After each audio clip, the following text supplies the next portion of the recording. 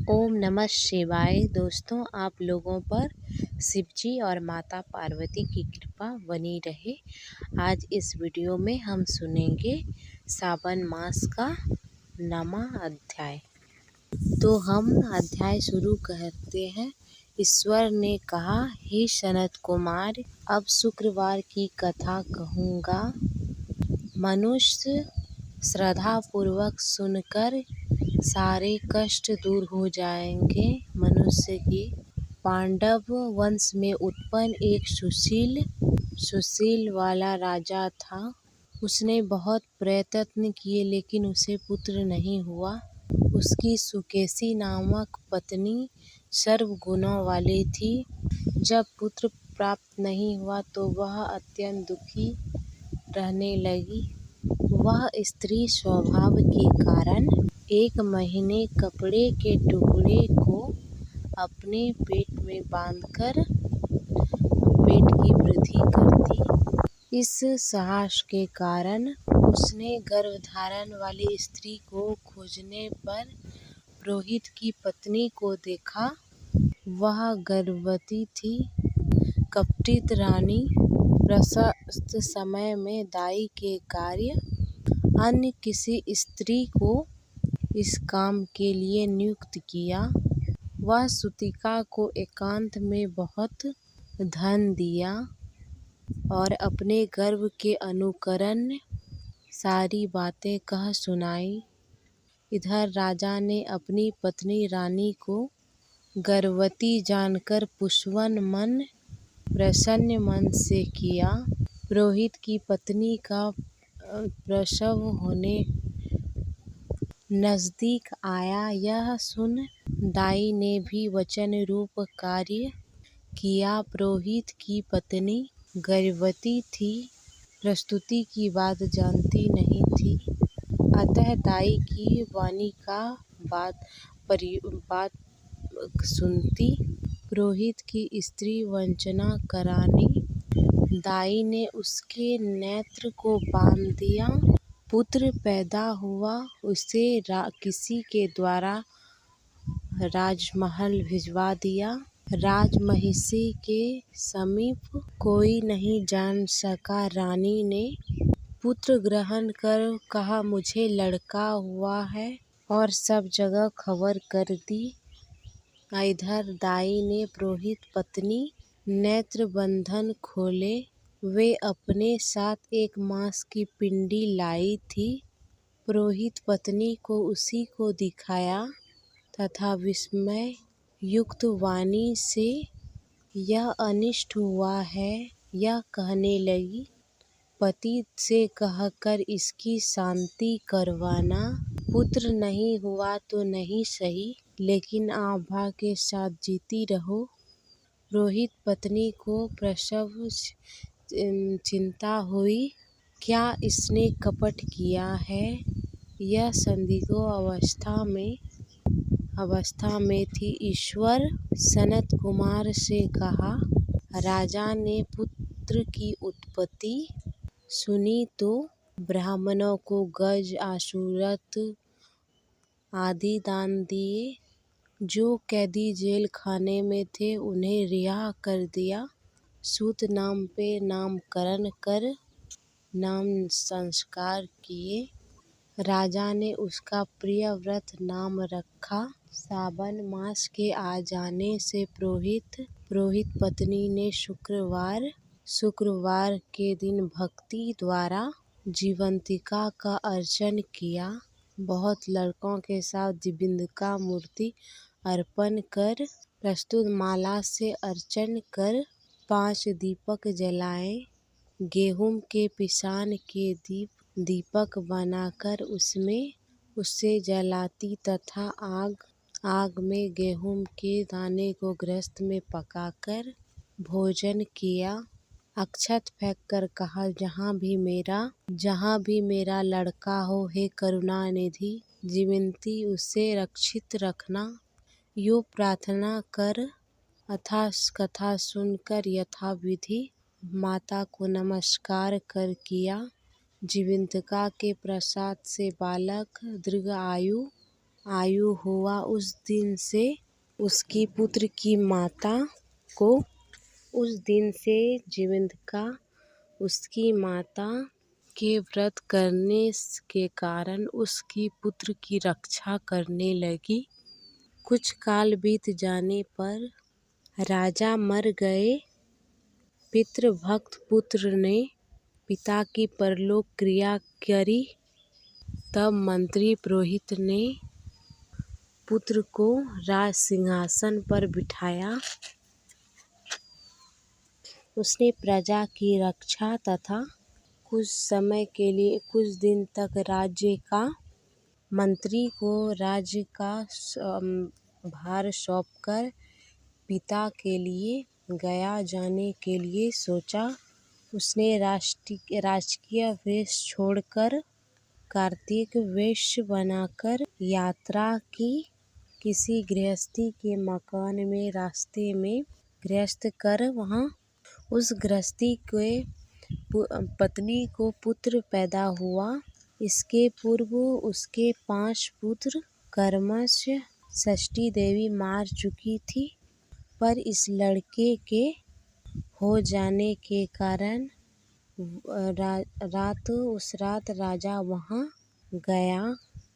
राजा ने शयन किया तो जब रात को षष्ठी देवी बालक ग्रहण करने आई, तब षष्ठी देवी को देख जीवंतिका ने तो कहा, षष्ठी देवी कहा, इस राजा को लांघ कर मत जाना।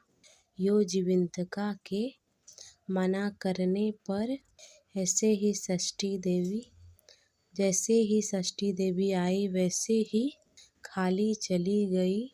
उसने 5वें रोज पुत्र को जीवित देखकर और राजा के लड़के को जीवनदाता जानकर राजा से प्रार्थना की, आज के रोज मेरे मकान आप ठहरे, क्योंकि हे प्रभु आपकी दया से यह मेरा 6वां पुत्र जीवित है। गृहस्थी की ऐसी प्रार्थना सुन प्रियव्रत ने वहाँ निवास किया। गया जाकर पिंड देने लगा। फिर विष्णु पद पर पिंड को देते हुए आश्चर्य हुआ। जब पिंड ग्रहण करने पर 2 हाथ निकल पड़े। ऐसी घटना देखकर वह भूपति विष्णु तथा संदेह करने क्या करूं। ब्राह्मण यज्ञ से राजा ने विष्णु पर ही पिंड दिया। फिर किसी सत्यवादी ज्ञानी ब्राह्मण से पूछा, ऐसी बातें क्यों हुई। उसके पूछने पर ब्राह्मण देव ने कहा, हे राजन, यह दोनों हाथ पिता के हैं।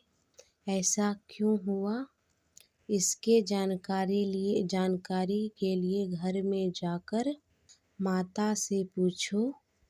इसकी बातें माता ही कहेगी। राजा चिंतित तथा दुखी मन से अनेक तरह के विचार करने लगा। यात्रा पूरी करने पर जहाँ राजा के पहुँचने से जीवित हुआ था, वही दिन वहाँ जाकर उस गृहस्थी के घर जाकर दूसरे पुत्र का जन्म 5 बार। वह स्त्री प्रसूति थी। वह दूसरे दिन लड़के को जाने रात के समय षष्ठी देवी पुत्र को ग्रहण करने आई। षष्ठी देवी जीवंतिका को देख, हे जीवंतिके, आपको इन लड़के को बचाने की क्या आवश्यकता है तथा कौन सी व्रत इसकी माँ करती है, जिसके कारण आप रातों दिन इसके रक्षा करती हैं। षष्ठी देवी की ऐसी वाणी सुन जीवंतिका कुछ हंसती हुई कहने लगी, राजा भी रातों दिन जीवित की जानकारी के लिए जगा हुआ था, सोने का बहाना किया था। उसी समय राजा ने उन दोनों की बातें सुनी।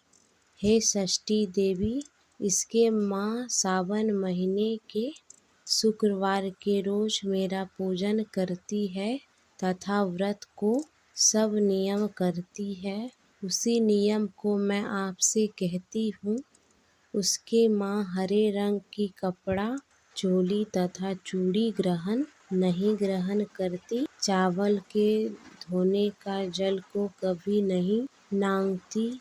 हरे पल्लव की मंडप को नहीं जाती। हरे रंग का साग नहीं खाती। यही सब नियमित प्रशंसा के नियम करती है। इसी कारण इसकी मैं निरंतर रक्षा करती हूँ तथा इस लड़के की भी रक्षा करता हूँ।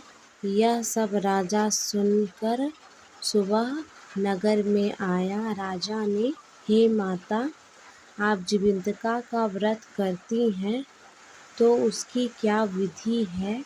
राजा के पूछने पर जीवंतिका व्रत मैं नहीं जानती। राजा ने गया यात्रा के फल, सुहागिनों को भोजन, अभिलाषा की, हरे चूड़ी, हरे चोली, कांच के कंगन आदि परीक्षा भिजवाए। ब्राह्मणों के घर राजा ने, दूत ने उन्हें जाकर कहा, आप सब राजा के घर करने आए। पुरोहित की पत्नी, रात मैं हरे रंग की कोई चीज नहीं लेती। पुरोहित पत्नी की ऐसी वाणी सुनकर राजा ने अपने दूत से जाकर कहा, पुरोहित की पत्नी के लिए रमणीक लाल रंग के कपड़े आदि भेजे। पुरोहित पत्नी उन सब चीजों को ग्रहण कर राजा के घर आई। वह चावल का धोवन दरवाजे पर देख हरे मंडल को देख कर वह दरवाजे पर से ही लौटने लगी तो राजा ने यह सब देख राजा ने पुरोहित की पत्नी को नमस्कार किया और नियम का कारण पूछा। पुरोहित पत्नी ने शुक्रवार व्रत का धारण बताया। राजा को देखकर उसी समय स्तन से दूध बहने लगा। उस सपनों की दुविधा राजा संचित हो गए। गया में 2 हाथ निकलने से तथा रास्ते में गृहस्थी के देवी से बातचीत और सपनों से दूध बहने से मात्र से राजा को विश्वास हो गया कि यह मेरी माँ है। राजा ने पूछा, हे माता, भय मत करो, मेरे जन्म समय की ठीक बात कहो। सुकेशनी ने राजा के जन्म की बात कह दी। अब राजा ने अपने जन्म देने वाले माँ बाप को नमस्कार किया और संपत्ति देकर मान बढ़ाया। एक दिन राजा ने प्रार्थना की, हे जीवंतिका, मेरी अगर ये माँ बाप हैं तो फिर गया में 2 हाथ क्यों निकले? स्वप्न में संशय नाश करने वाली वाणी कह दी, मैंने तुझे विश्वास दिलाने के लिए ऐसी माया, इसमें संदेह मत करो, विश्वास दिलाने के लिए मैंने किया। प्रभु ने सनत कुमार से कहा, हे सनत कुमार, ये शुक्रवार के सावन मास के सारे महत्व हैं। यह व्रत को करने मात्र से प्राणी सब इच्छाओं को प्राप्त कर लेता है। 9वां अध्याय समाप्त हुआ।